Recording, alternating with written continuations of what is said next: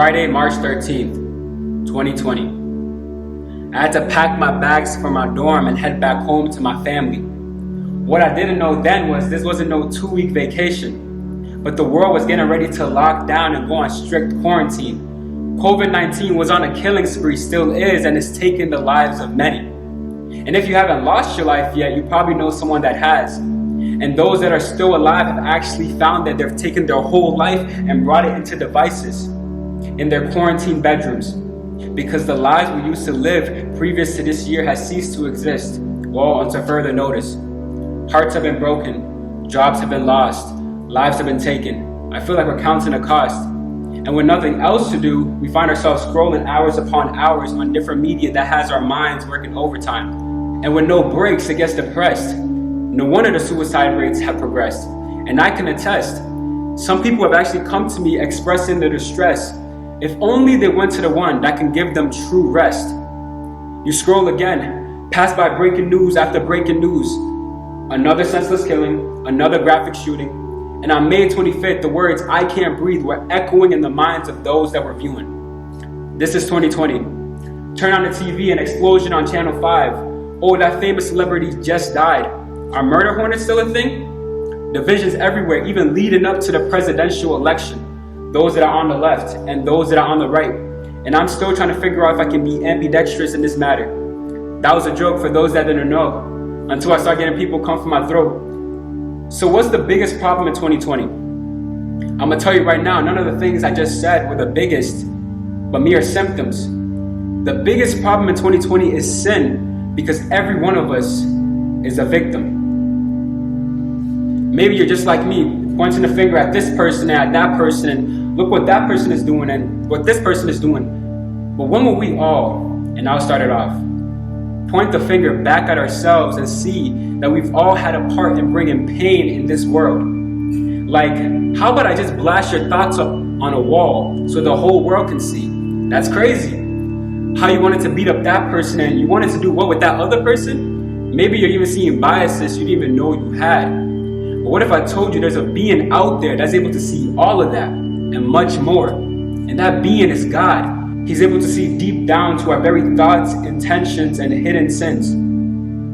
But you see, don't think of sin as just a 3-letter word that Jesus freaks and other religious people use. Or better yet, call me a Christian physician, because I'm trying to tell you about the most serious human condition. A condition that every one of us has been plagued with. But just look around the world as I say this, it should be clear. But let me ask you, what makes 2020 different than any other year? It's not that we're experiencing new horrific events, because quite frankly, there is nothing new under the sun. But let me put it in this sense. The spread of disease has been a thing for centuries. Racial tensions, violence, divisions. That's why people groups felt the need to have boundaries. But it's the fact that everything is coming at us so quickly and we can barely catch a break. Maybe we need a wake-up call. I've heard people talk about how we need to move from the old way of living after the pandemic, and that's true, but to what? Maybe this little consideration is what this world might need. Many of us came into this year with our hopes and dreams. Maybe you thought you had 2020 vision, but now the year is starting to wind down and you're still finding it hard to see clearly. But what if we weren't meant to see from our eyes, but from the eyes of God?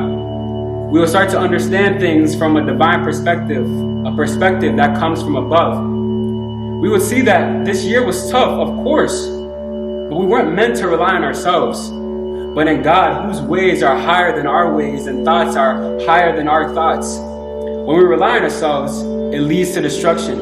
And if you didn't know, Jesus came down to live through the pain and suffering that we brought on this world. And then he died in our place for our redemption. So the eyes of God sees our pain and promises to show us a way out. If only we stop holding on to our disbelief and we drop the doubt.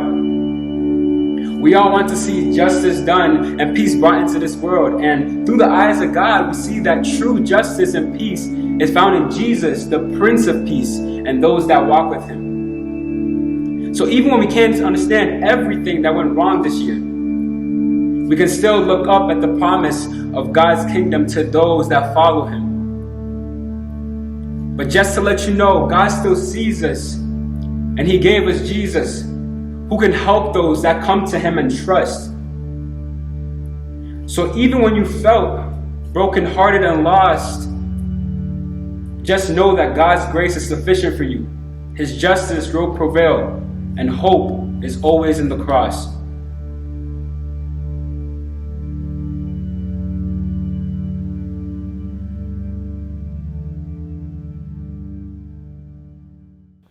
Thanks so much for watching another episode of the Dead Prophet Society. If you enjoyed what you just saw, please go ahead and subscribe to our YouTube channel. You can also like the video or share it with your friends. For more original content, you can check out some of the links displayed on the screen. And if you want to connect to our church, you can fill out the Connect card linked in the description. Thanks again for watching. Goodbye.